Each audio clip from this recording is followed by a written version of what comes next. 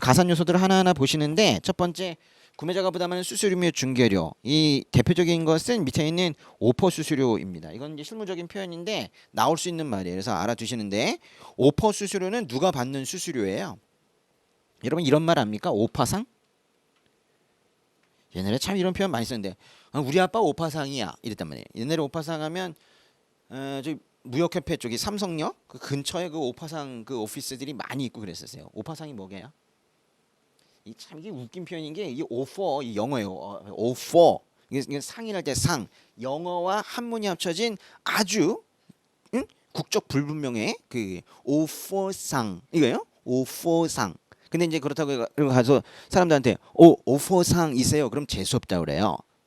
그냥 이쪽 사람들 수준에 맞게 뭐라 그래야 돼요? 오파상이 돼요. 오파상. 오파상은 뭐 하는 사람이냐면 수출자와 수입자를 연결시켜 주는 사람이에요. 그러니까 직접 물건을 사는 사람도 아니고 파는 사람도 아니에요. 그냥 그저 정보를 많이 가지고 있어서 잘 모르는 두 사람을 연결시켜 주는 사람이에요.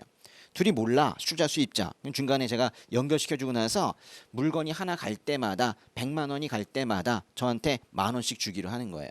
질문. 이런 오파상이 받는 수수료가 오퍼 수수료인데 이 오퍼 수수료는 수출자가 줄까요? 수입자가 줄까요?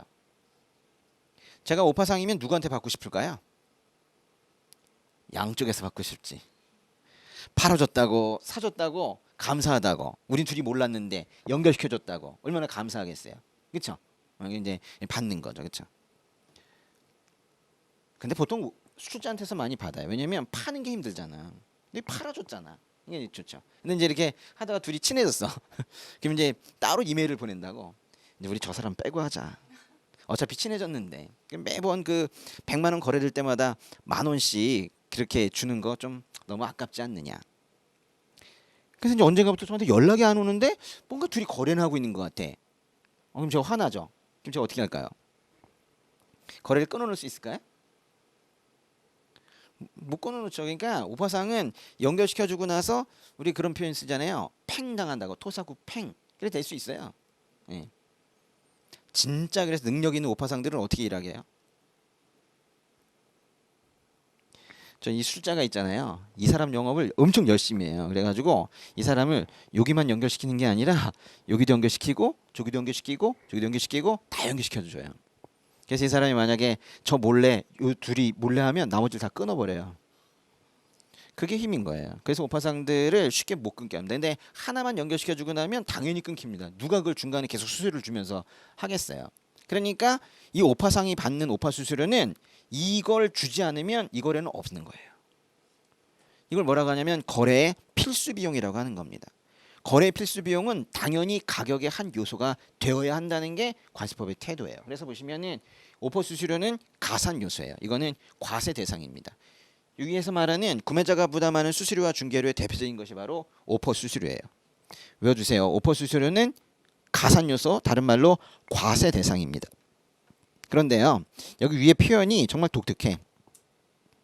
구매자가 부담하는 밑줄.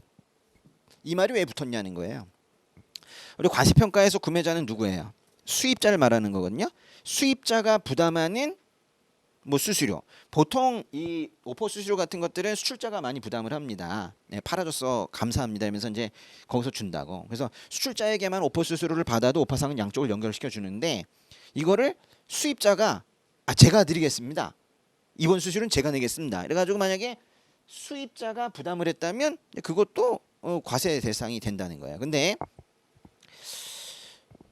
가격에는요.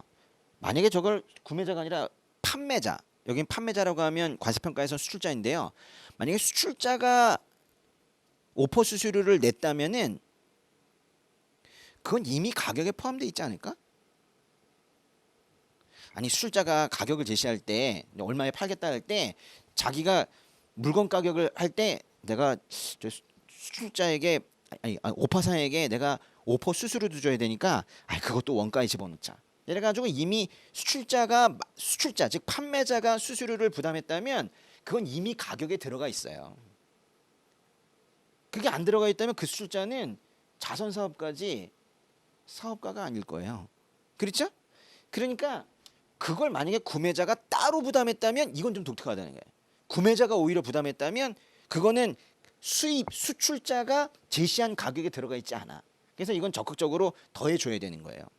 수출자가 부담하는 금액들은 이미 가격에 다 포함되어 있다. 근데 구매자가 따로 부담한 게 있다면 근데 이것도 거래 필수 비용인데 인보이스 가격에만 포함이 안 돼 있는 거예요. 그래서 이거는 더해줘야 된다는 거지. 그래서 지금 이 처음을 잘 이해하는 게 중요합니다. 구매자가 부담하는 이 사이에는 사실은 별도로 부담하는 또는 뭐 따로 부담하는 이런 말이 생략돼 있는 거예요. 저걸 쓰지 않는다 하더라도 따로 부담한다는 뜻이에요.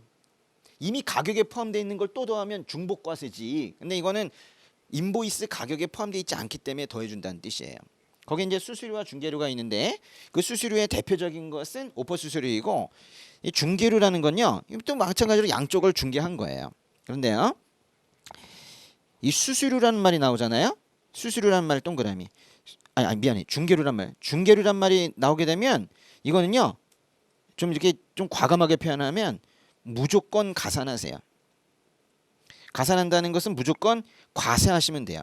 그러니까 뭐 A가 B와 C를 중개했다니 그냥 중개라는 단어가 나오게 되면 고민하지 마시고 무조건 과세 대상으로 집어넣으세요. 그러나 주의할 점이 수수료라는 단어예요.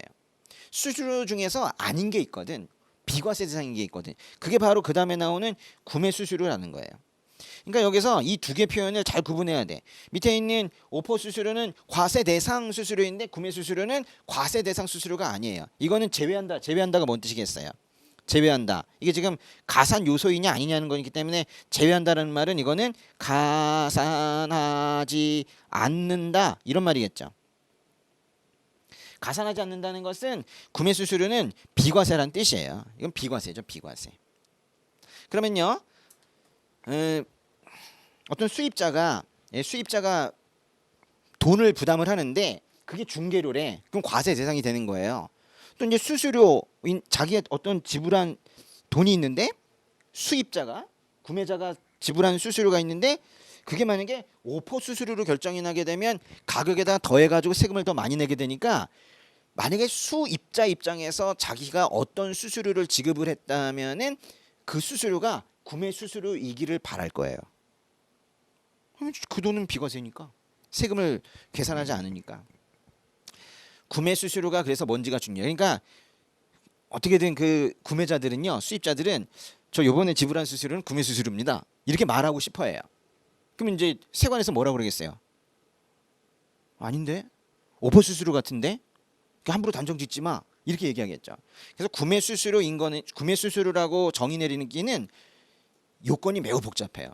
이러이러한 요건을 완벽하게 만족을 해야지 비과세지. 무슨 말이야? 웬만한 건 수수료는 과세거든. 이렇게 말해요. 그래서 구매 수수료는 요건이 중요하다. 아주 까다롭다.